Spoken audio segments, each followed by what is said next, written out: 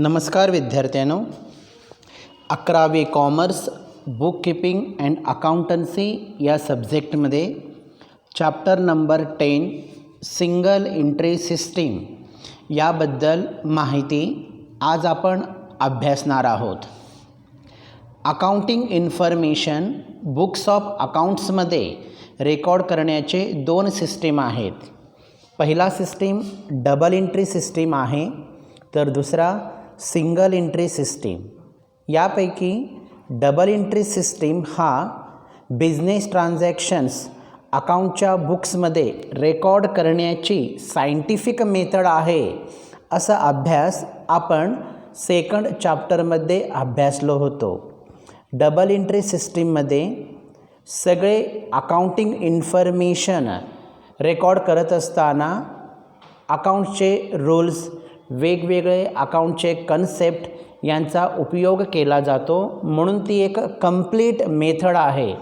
असा अभ्यास आपण सेकंड चॅप्टरमध्ये केलो होतो. तर आता आपल्याला अकाउंटिंग इन्फॉर्मेशन मेंटेन करण्याची सिंगल एंट्री सिस्टीम याचा अभ्यास किंवा याची माहिती इथं आपल्याला घ्यायचा आहे. सिंगल एंट्री सिस्टीम हा एक इनकम्प्लीट सिस्टीम आहे. Single entry system incomplete system असण्याचं कारण या सिंगल एंट्री सिस्टीममध्ये रिअल अकाउंटपैकी फक्त कॅश अकाउंट आणि इतर पर्सनल अकाउंट यांचाच विचार केला जातो. यामध्ये नॉमिनल अकाउंट आणि कॅश सोडून उरलेले रिअल अकाउंट सिंगल एंट्री सिस्टीममध्ये मेंटेन करत नाही, म्हणून याला इनकम्प्लीट सिस्टीम असं म्हटलं जातं. पहा, under single entry system cashbook and personal accounts of debtors and creditors are maintained. म्हणजेच कॅशबुक याचाच अर्थ कॅश अकाउंट आणि डेटर्स क्रेडिटर्सशी संबंधित असणारे पर्सनल अकाउंट या सिस्टीममध्ये मेंटेन करतात. कॅश सोडून other than cash real account and nominal accounts are not maintained. तर कॅश सोडून उरलेले रिअल अकाउंट आणि नॉमिनल अकाउंट या सिंगल एंट्री सिस्टीममध्ये मेंटेन केला जात नाही. तसेच डबल एंट्री सिस्टीमप्रमाणे या सिंगल एंट्री सिस्टीममध्ये कोणत्याही प्रकारचे रूल्स फॉलो केले जात नाहीत. जसं personal account, real account, nominal अकाउंटचे रूल्स आपण डबल एंट्रीमध्ये फॉलो करतो, तशा प्रकारचे रूल्स या सिंगल एंट्रीमध्ये फॉलो केले जात नाही. पाहता सिंगल एंट्रीची डेफिनेशन. कोल्हर या तज्ज्ञ व्यक्तीने सिंगल एंट्री सिस्टीमची अशी व्याख्या केली: a system of book keeping in which as a rule only records of cash and of personal accounts are maintained. It is always incomplete double entry varying with circumstances. याचा अर्थ कोल्हरच्या मते book keeping हा एक असा system आहे ज्याच्यामध्ये फक्त cash account आणि पर्सनल अकाउंट यांचाच रेकॉर्ड केला जातो. ही एक इनकम्प्लीट सिस्टीम आहे. तर कार्टर या तज्ज्ञ व्यक्तीच्या मते single entry system is a method or variety of methods employed for the recording of transaction which ignores the twofold aspect and constantly fail to provide the businessman with the information necessary for him to be able to ascertain his financial position. याचा अर्थ कार्टरच्या मते या single entry सिस्टीममध्ये अशा प्रकारच्या मेथडचा उपयोग केला जातो ज्यामध्ये ट्रान्झॅक्शनचे जे दोन इफेक्ट असतात, डेबिट इफेक्ट आणि क्रेडिट इफेक्ट, म्हणजेच बेनिफिट रिसिव्हर आणि बेनिफिट गिव्हर यांचा विचार केला जात नाही. यापैकी एकाच अस्पेक्टचा, एकाच बाजूचा विचार केला जातो. तसेच जो प्रोप्रायटर असतो त्या प्रोप्रायटरला बिझनेसशी संबंधित असणारी सर्व आर्थिक माहिती पूर्णपणे पुरवू शकत नाही.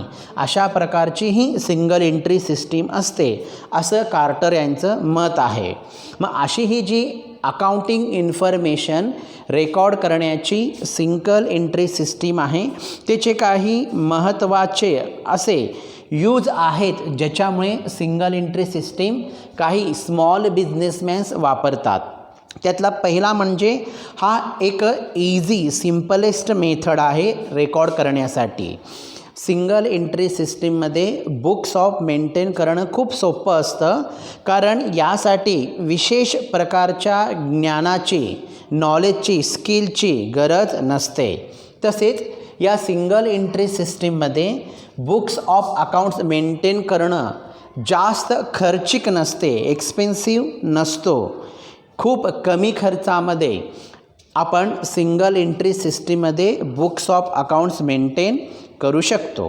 मग अशा या सिंगल एंट्री सिस्टीममध्ये आपण बिझनेसचा जो मुख्य उद्दिष्ट असतो नफा कमविणे, हा नफा किती झाला हे फाइंड आउट करण्यासाठी काय प्रिपेअर करतो याचा अभ्यास करूया.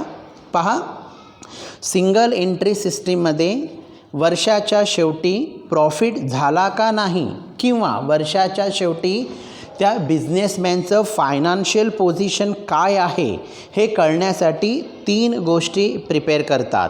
एक ओपनिंग स्टेटमेंट ऑफ अफेअर्स, दुसरा क्लोजिंग स्टेटमेंट ऑफ अफेअर्स आणि तिसरा statement of profit or loss. हा जो स्टेटमेंट ऑफ अफेअर्स आहे हा बॅलन्स शीटसारखा असतो. 2 वेगवेगळ्या तारखेसाठी हा स्टेटमेंट ऑफ अफेअर्स आपल्याला तयार करायचा असतो.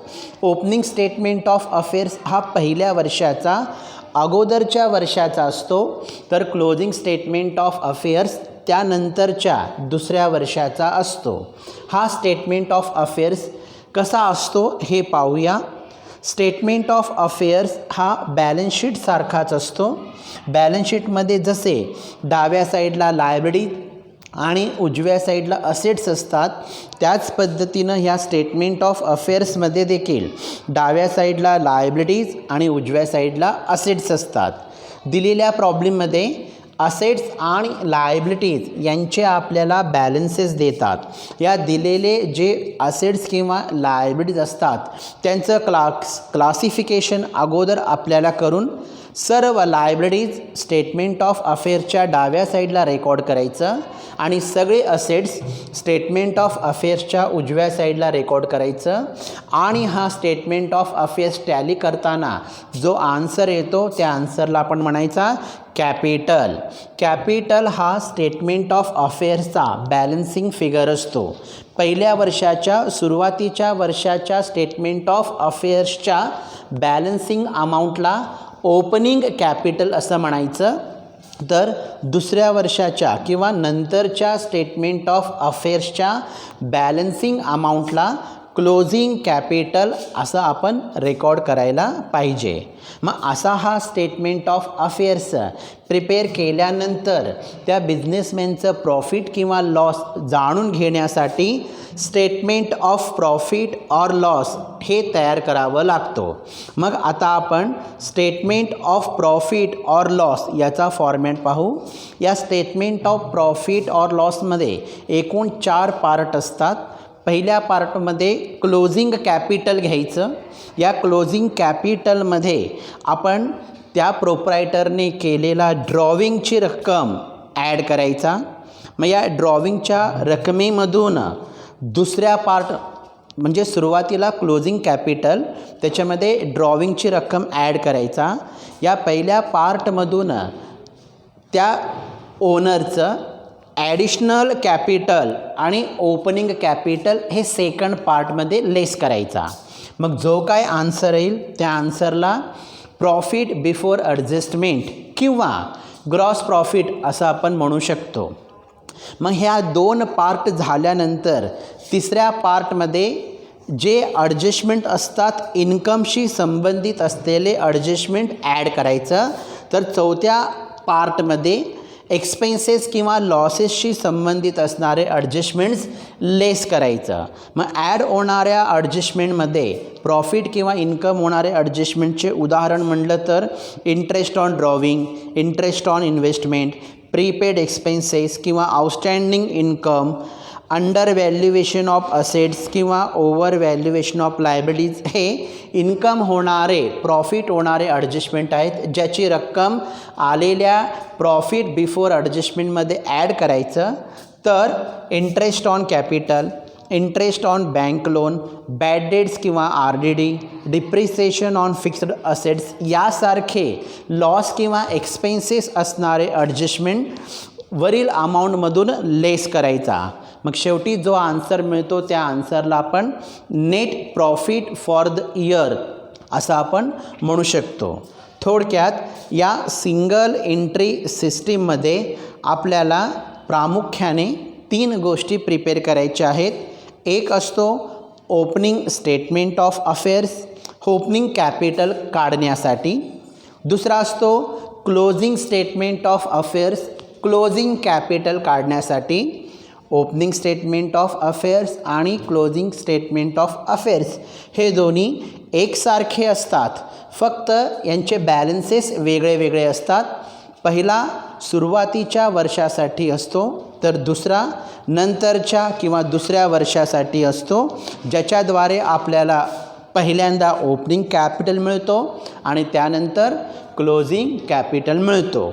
यानंतर आपल्याला statement of profit or loss prepare करावं लागतं, ज्याच्यामुळे शेवटी त्या ओनरला किंवा त्या प्रोप्रायटरला वर्षाच्या शेवटी प्रॉफिट झाला का लॉस झाला हे कळतो. मग अशा ह्या प्रॉफिट ऑर लॉसच्या स्टेटमेंटमध्ये सुरुवात क्लोजिंग कॅपिटलनी होते. त्यामध्ये ड्रॉविंगची रक्कम ॲड केली जाते, याला आपण पहिला पार्ट म्हटलो. त्यातून त्या प्रोप्रायटरचं ॲडिशनल कॅपिटल आणि ओपनिंग कॅपिटल लेस करायचा. मग ट्रेडिंग प्रॉफिट किंवा प्रॉफिट बिफोर ॲडजस्टमेंट किंवा ग्रॉस प्रॉफिट मिळतो. या ग्रॉस प्रॉफिटमध्ये इन्कमशी संबंधित असणारे ॲडजस्टमेंट्स ॲड करायचं, तर एक्सपेन्सेस किंवा लॉसेसशी संबंधित असणारे ॲडजस्टमेंट्स लेस करायचा. या पद्धतीनं statement showing profit or loss आपण तयार करू शकतो. अशा प्रकारची ही जी माहिती आहे व्यवस्थितपणे ऐका आणि सोबत पाठवलेले नोट्स तुम्ही तुमच्या वहीमध्ये लिहून घ्या. आपण पुढच्या तासाला या सिंगल एंट्री सिस्टीमशी संबंधित असणारा प्रॉब्लेम सॉल्व करणार आहोत. धन्यवाद.